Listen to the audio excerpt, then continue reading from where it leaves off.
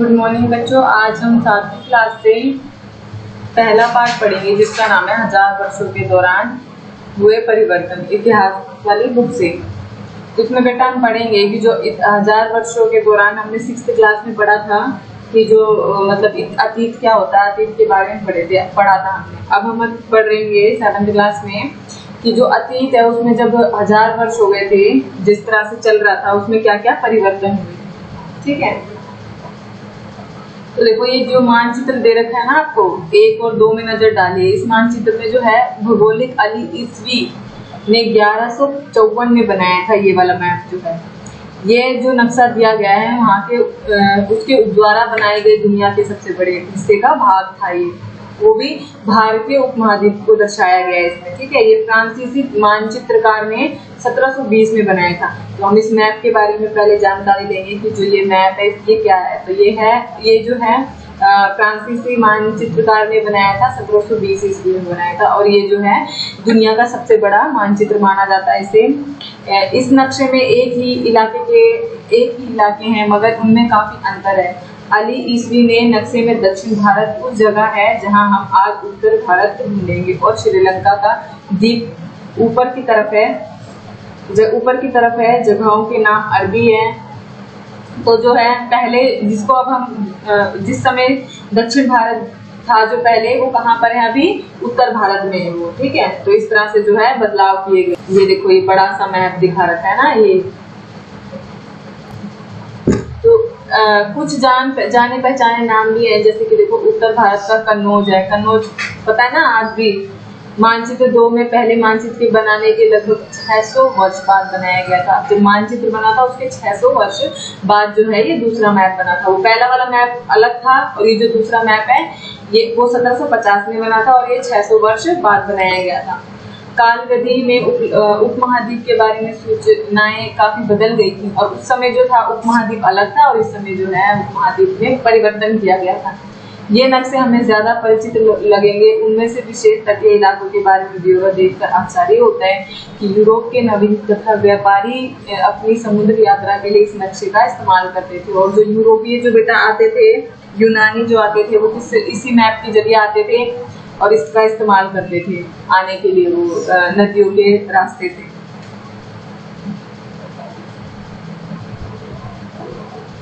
अब हम पढ़ेंगे नई और पुरानी शब्दावली। जो देखो नई और पुराने जो भाषाओं में बता रखा है ना, इसमें चैप्टर का नाम ही है कि परिवर्तन किया गया है। तो अब जो है नई और पुरानी शब्दावली, शब्दों में भी बेटा जो है भाषाओं में भी परिवर्तन किया गया था। अगर समय के साथ सूचना के संदर्भ में बदलते हैं तो भाषा और अर्थ के साथ ही जो है इतिहासकार भी बदलते हैं। जैसे उदाहरण के लिए ले लो, जैसे आप आधुनिक युग की फ्रांसीसी है ना, मध्य युग की फ्रांसीसी अलग थी भाषा में, दोनों की भाषाओं में जो थी वो भिन्नता थी।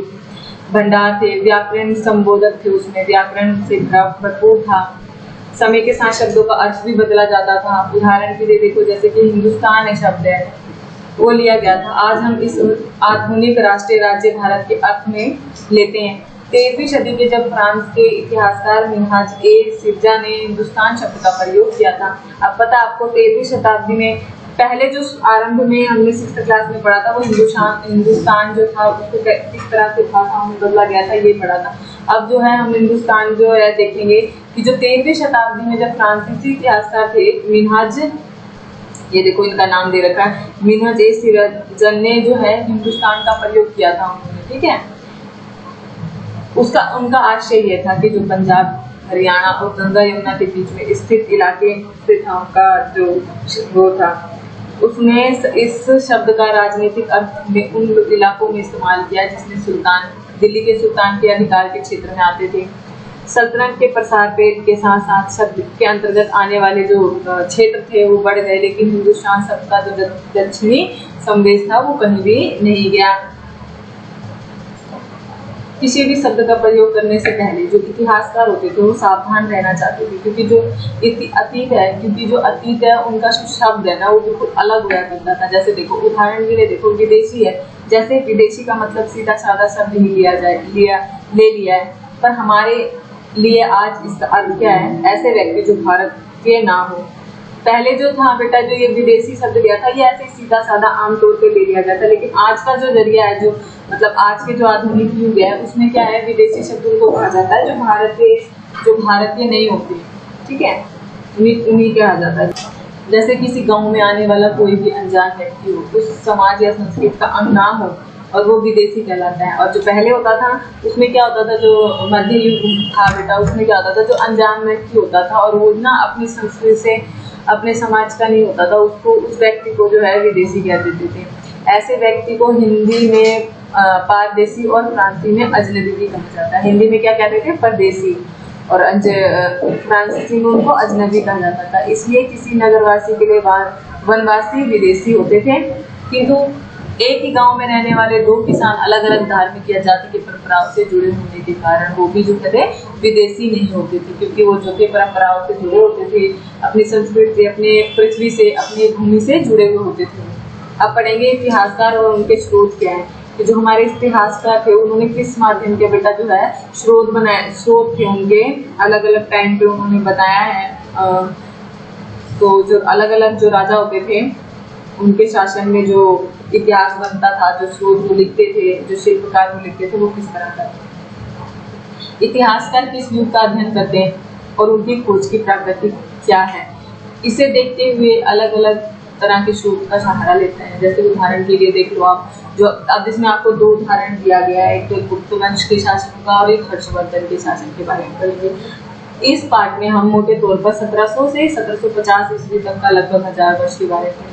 तो इस वाले जो पार्ट है बेटा, इसके अंदर जो है हम सिर्फ ना जो 1700 से लेके और 700 से लेके 1700 ईस्वी तक के जो बारे में इतिहास काल चल रहा है, उसके बारे में पढ़ेंगे, ठीक है। इस काल के अध्ययन के जो इतिहासकार थे ना, वो ना उनमें से बहुत से जो ऐसे मिलेंगे जो पिछले युग से ही वैसे ही चली आ रही है। इतिहासकार इस काल के बारे में सूचना इकट्ठा करने के लिए अभी भी सिक्के, शिल्पलेखों और भवनों पर ही निर्भर रहते हैं। जो इतिहासकार होते हैं बेटा, वो जो है ना पिछले जो हमारे साथ जो बीती हुई है, वो कहाँ से उनको पता चलता है। जो सिक्के हो गए, उनके माध्यम से वो पता कर लेते हैं। जो भवन का निर्माण हो गया, भवनों की जो दीवारें हो गई है ना, शिल्पकार जो हो गए, जो शिल्पलेख जो होते हैं, शिल्पों पे जो लिखे होते थे, उसके माध्यम से जो है वो जानते थे।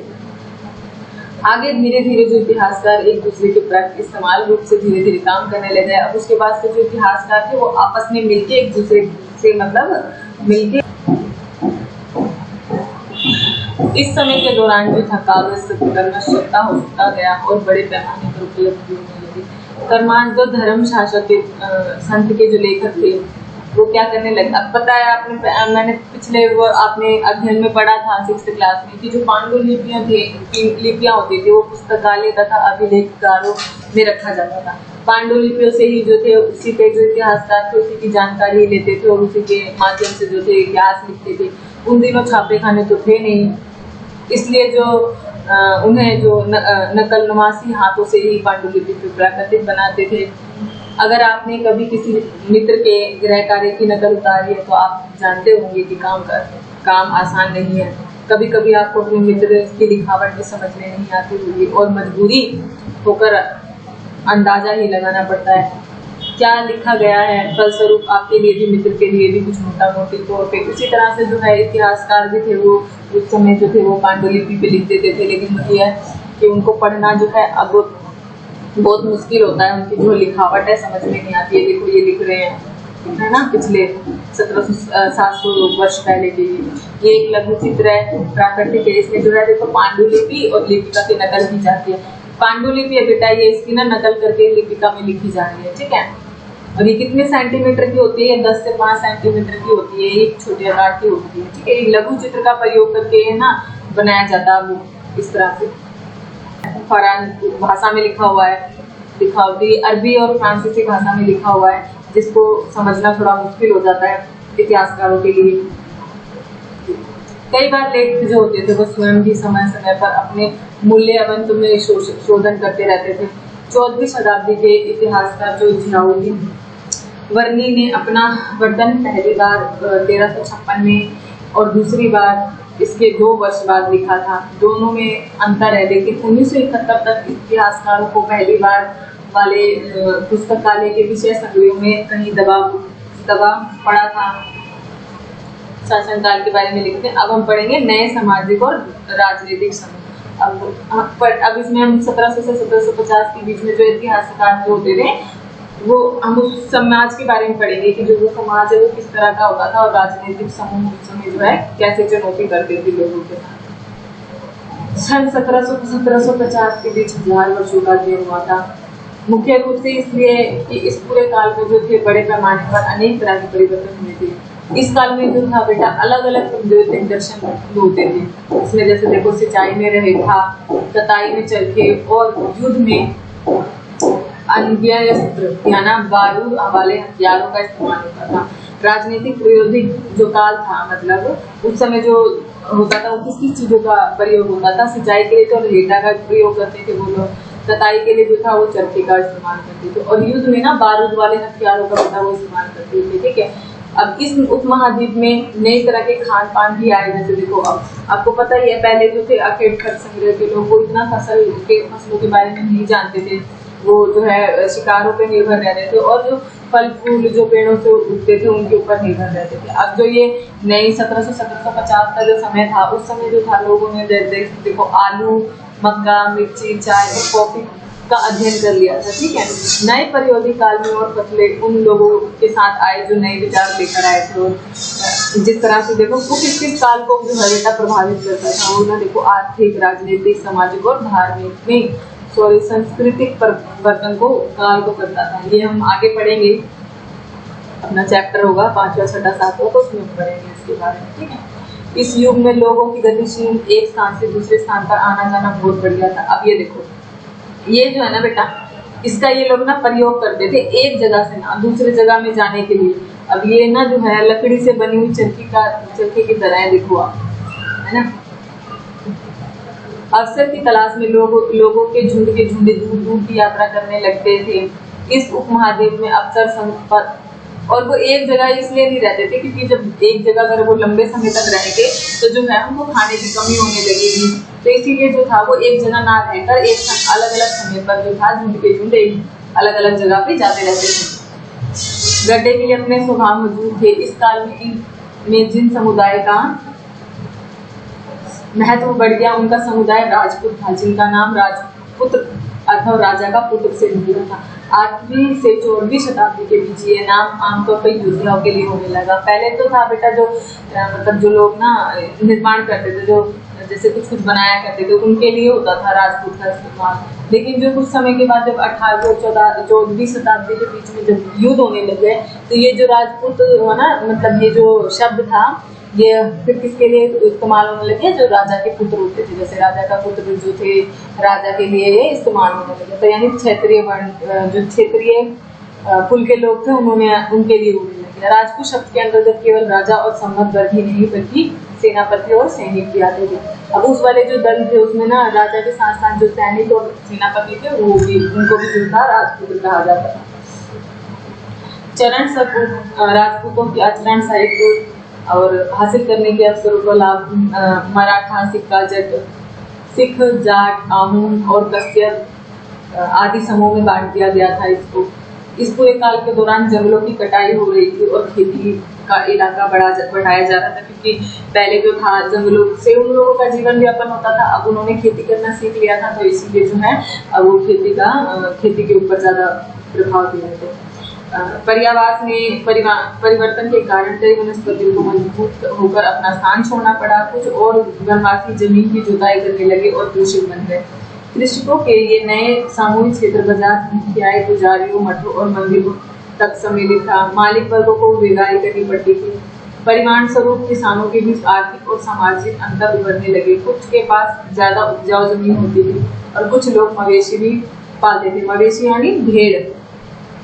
कुछ लोग खेती से खाली समय में दस्तकारी आदि का कुछ काम कर लेते थे। जैसे जैसे समाज बढ़ता गया लोग जातियां और उपजातियों में बंटते गए।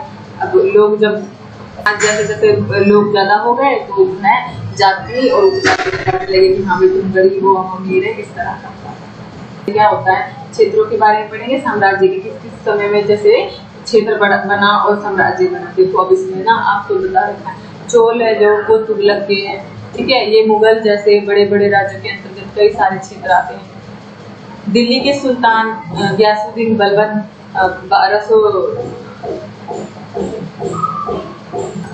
1266 से 1200 के प्रसंग में एक संस्कृत प्रसारित के उदाहरण के तौर पर में उसे एक विशाल साम्राज्य का शासक बना दिया गया था, जो पूर्व में बंगाल से लेकर पश्चिम में अफगानिस्तान के गजनी तक फैल गया था। देखो पूर्व से जो था उसको पूरा मतलब बड़ा शासन बना दिया गया था, उसका विशाल साम्राज्य स्थापित कर दिया गया था। तो उसका जो साम्राज्य था ना वो पश्चिम में अफगानिस्तान से लेकर गजनी तक फैल गया था पूरा, ठीक है। जिसके सौरान जो दक्षिण भारत के द्रविड़ भी आ जाते थे। आंध्र केरल कर्नाटका महाराष्ट्र गुजरात और विभिन्न क्षेत्रों की सेनाएं बनी थी। तो ये सारे जब उनको विशाल साम्राज्य स्थापित कर दिया तो ये जो जितने भी क्षेत्र थे जो थे इनके सेनापति बन गए। यानी ये जो है ना ये दिखा रखा है, ये आपको ना मैप अपनी कॉपी में लगाना है इस तरह से बना के और ये लिखना है कि अलग अलग समय पे देखो कौन कौन से राजा जैसे उच्च मुल्तान कंचन लोगोर सामान ये सब जो है बिहार अवध ये सब लिखना है। अब पढ़ेंगे पुराने और नए धर्म कि जो पुराने धर्म थे वो किस तरह से बेटा और जो नए धर्म थे उन्होंने जो है किस तरह से बनाए थे। इतिहासकारों के जिन हजारों वर्षों की पड़ताल हम कर रहे हैं इनके दौरान आज की परंपराओं में भी कई परिवर्तन आए। जैसे देखो दैविक तत्वों में लोगों की आस्था कभी कभी बिल्कुल ही वैश्विक स्तर पर होती थी, मगर आमतौर पर जो था अस्थिर रूप में सामूहिक। अब देखो पहले जो थे लोग वो देवी देवताओं की पूजा करते थे किस तरह, जैसे पेड़ की कर लिया उन्होंने, पत्तों की पूजा कर ली, पत्थर की पूजा कर ली, है ना। वो अलग उनके देवी देवता वो लोग अपने मानते थे। लेकिन आज जब हम हिंदू धर्म को कहते हैं कि हमने इस युग में महत्वपूर्ण बदलाव आए हैं, तो आज का जो युग है बेटा वो किस तरह के धार्मिक को मानते हैं। जैसे देखो वो नए देवी देवताओं की पूजा करने लगे, राजाओं द्वारा मंदिरों का निर्माण होने लगे। और जो पहले का समय था उस समय क्या जंगलों में जो पेड़ पौधे आकाश और ये जो सूरज चांद हो गए इनको देवी देवता का आराध्य मानकर पूजा करते थे। लेकिन जो आज का समय है वो देवी देवता मतलब आज का नहीं मध्य युग का जो देवी देवता थे उनकी पूजा करने लगे थे और राजा जो थे वो मंदिरों का निर्माण कराने लगे थे। पुरोहितों ब्राह्मणों का महत्व बढ़ गया था इस समय के उनकी देवी देवता अब मंदिरों का निर्माण हो रहा है तो वहाँ पे जो थे ब्राह्मण रखा जाता था उनको सेवा करने के लिए। संस्कृत ग्रंथों के ज्ञान के कारण समाज में ब्राह्मणों का बड़ा आदर होता था। अब देखो जो ब्राह्मण थे बेटा उनको संस्कृत का ज्ञान होता था तो जो शासक थे जो राजा थे वो मानते थे कि जो भी है वो सर्वश्रेष्ठ है। इसीलिए तो जो नए नए शासक जो स्वयं प्रतिष्ठा की चाह में थे इन संरक्षणों का समर्थन होने के कारण समाज में इनका दबदबा और भी बढ़ गया। तो इनको जो है ब्राह्मणों की सबसे ज्यादा मानने लगे। तो जो ब्राह्मण है बेटा ये ना आमिर खुसरो की टिप्पणियों के द्वारा जो है ब्राह्मणों का सबसे श्रेष्ठ माना जाता है उनको आमिर खुसरो के राज में। अब पढ़ेंगे समय और इतिहास के कालखंडों के विचार। इस समय का जो इतिहासकारों के पास तो घड़ी होती नहीं थी, कैलेंडर भी नहीं होते थे, तो वो जो थे बेटा वो किस तरह से समय का जो था वो ध्यान रख करते थे।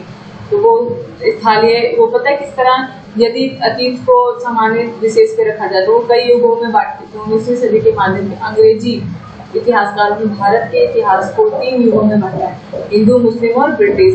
पता है पहले तो थे हम जो थे आदिवासी के हिसाब से तो हम हिंदू थे, तो उसके बाद जो था हम लोगों के ऊपर किसने राज किया, अरबों ने मुगलों ने। तो जो मुगलों का शासन हो गया और उसके बाद जो सबसे लास्ट में जिसने शासन किया वो ब्रिटिश का था। तो इसीलिए जो इतिहासकार हैं अंग्रेज उन्होंने हमारे जो काल को है वो 3 खंडों में बांटा है कि हम जो हैं 3 खंडों में से निकल कर आए हैं। भारत के इतिहास के 1000 साल अनेक बदलाव के साक्षी रहा है कि आखिर 16वीं और 18वीं शताब्दी 18वीं और 11वीं शताब्दी से काफी भिन्न है। तो आपको पता ही है कि हाँ मध्यकाल की तुलना में जो आधुनिक काल है वो ज्यादा ही भौतिक है, मतलब बौद्धिक प्रगति का भाव से जुड़ा हुआ है, ठीक है। मध्यम काल रूढ़िवादी था और उन दौरान कई परिवर्तन भी हुए थे, लेकिन हम जानते हैं कि ऐसा नहीं था। 3000 वर्षों के दौरान हम उपमहाद्वीपीय साम्राज्य परिवर्तन आते रहे परिवर्तन की चिन्ह यहाँ सक्रिय ऐतिहासिक प्रक्रियाओं पर ध्यान देते चले आ रहे हैं और जब भी संभव हो इस पुस्तक में आप जो कर सकते हैं पढ़ेंगे, दुनिया के पर नजर डालेंगे और जो है बदलाव है वैसे ही रहा है वो भी हम देखेंगे। अब हम ये चैप्टर खत्म हो गया, अब हम इसके क्वेश्चन आंसर करेंगे। अब हम देखेंगे, देखो पहले अब हमने पढ़ा है कि अतीत में विदेशी किसे माना जाता था, पता है ना। गांव में, मध्यकाल में गांव में आने वाले कई भी अनजान व्यक्ति जो होता था, जो संस्कृति का अंग नहीं होता था, उसे विदेशी कहते थे। ऐसे व्यक्ति को हिंदी में परदेशी और फ्रांसीसी में अजनबी कहते थे। नीचे उल्लेखित बात सही है या गलत है, अब आपको सही और गलत लिखना है। सन 700 के बाद के काल को संबंधित लेखक नहीं किया जाता, तो सही है। इस काल के दौरान मराठों ने अपने राजनीतिक माध्यम की स्थापना की है, तो हाँ भाई मराठों ने की थी ना, तो सही है आपका दूसरा। कृषि केंद्रीय बस्तियों के विस्तार के साथ कभी कभी वनवास की अपनी जमीन को से उखाड़ बाहर कर दिए जाते थे। हाँ, जो देखो ये भी ठीक है आपका कि हाँ हमने पढ़ा था ना कि कई बार जो थे वनवासी उनको छोड़ के जाना पड़ता था अपनी जगह। सुल्तान गयासुद्दीन बलबन असम, मणिपुर तथा कश्मीर का शासक था, नहीं बेटा वो नहीं था। रेगिस्तान बनना है। अभिलेखकारों में डैश रखे जाते थे, तो दस्तावेज रखे जाते थे। डैश 14वीं शताब्दी का इतिहासकार माना जाता है। 14वीं शताब्दी का इतिहासकार आपको पता है गयासुद्दीन माना जाता था। अब डैश डैश डैश और डैश उपमहाद्वीप में इस काल के दौरान लाई गई थी। इसमें आपको फसल का बताना है कि आलू, मक्का, मिर्ची, चाय और कॉफी जो थी वो आई। अब देखो इस काल में हुए कुछ भौगोलिक परिवर्तन की तालिका बनानी है कि 1700 से 1750 जो 1000 वर्ष अलग अलग समय पर प्रौद्योगिकी का विकास हुआ था। जैसे सिंचाई में रेटे का इस्तेमाल हुआ था, बताया था ना आपको मैंने। कटाई के लिए जो थे चरखे का इस्तेमाल किया जाता था। युद्ध के लिए वो बम वाला किया जाता था। इस काल के, अब आपका 5वां क्वेश्चन आता है कि इस काल के दौरान कुछ मुख्य धार्मिक परिवर्तन भी किए थे। बताया था आपको कि पहले जो था वो पत्थरों का, वो वनों में जो पत्थर थे और सूरज, चांद, इन सबको आराध्य मानकर पूजा करते थे। लेकिन जब बाद में जो शासक आए थे, आधुनिक काल जब हुआ था, उस समय क्या हुआ था कि जो देवी देवता के जो राजा थे मंदिर बनवाने लग गए और उसके बाद फिर उसकी पूजा करवाने लग गए। उनकी पूजा के लिए, उनके विशेष ध्यान के लिए वो पुरोहितों का इस्तेमाल करने लगे, पंडितों का, ब्राह्मणों का करने लगे ये सब। अब देखो पिछली कई शताब्दियों में हिंदुस्तान शब्द का अर्थ बताना है। अब इसमें जो है आपको हिंदुस्तान बताना है। हिंदुस्तान का शब्द जो है 13वीं शताब्दी में जब फ्रांसीसी हिंदुस्तान शब्द क्या था, तो उनका अर्थ था कि गंगा यमुना के बीच पंजाब और हरियाणा। इस शब्द का राजनीतिक अर्थ में इन इलाकों के इस्तेमाल किए जाते थे, दिल्ली के सुल्तान के लिए किए जाते थे। तो उसी तरह से जो है आपको ये नोटबुक में लिखना है ये क्वेश्चन। अब देखो जातियों के मामले कैसे नियंत्रण किए जाते थे। जातियां स्वयं अपने अपने नियम बनाती थी जिससे कि वह जाति के सदस्यों का व्यवहार नियंत्रित कर सकती। इन नियमों का पालन जाति के बड़े बुजुर्ग की एक सभा करती थी। कुछ इलाकों में जाति पंचायत कहा जाता था, लेकिन जातियों को अपने निवास के गाँव के रिवाजों का पालन नहीं करना पड़ता था। अब सर्व क्षेत्रीय साम्राज्य में आप क्या समझ सकते हैं? सार्वत्रिक राज्य में तात्पर्य उस समाज से है जो अनेक क्षेत्रीय राजाओं से मिलकर बनते हैं, जैसे कि सल्तनत साम्राज्य, मुगल साम्राज्य इत्यादि। अब पांडुलिपियों के बारे में आपने पिछले अध्याय में पढ़ा था, अब उसको आपको यहाँ पे जो है पांडुलिपियों के बारे में लिखना है। कई बार पांडुलिपि की लिखावट समझ में नहीं आती थी। आज हम लेखक की मूल पांडुलिपि शायद ही कहीं मिल पाएगी हमें, है ना। तो उस तरह से जो है ये आपको लिखना है। इतिहासकार अतीत को कालों को कितने युगों में बांटते हैं? इस कार्य में उनके सामने कोई कठिनाई आती है? तो आपको पता ही है कि 3 खंडों में बांटा गया। अधिकतर इतिहासकार आर्थिक तथा सामाजिक कार्यों के आधार पर ही अतीत के कालखंडों की विशेषताएं करते थे। इन आधारों पर इतिहास को प्राचीन, मध्य और आधुनिक कालों में बांटा गया था। 3 काल बताया ना। कालक्रमों को विभाजित करते समय इतिहासकार के सामने यह घटना, मतलब ये समस्या उत्पन्न होती है कि वह किस महत्वपूर्ण घटना के बाद क्रमकाल का विभाजन करे कि कौन सी जो घटना है सबसे महत्वपूर्ण मानी जाती है और उसके बाद उनको जो है संख्याओं में परिवर्तन करते हैं। तो इस तरह से आपका ये चैप्टर कंप्लीट हो गया और आपको इसके क्वेश्चन और मैप बना के कॉपी में लगाना है।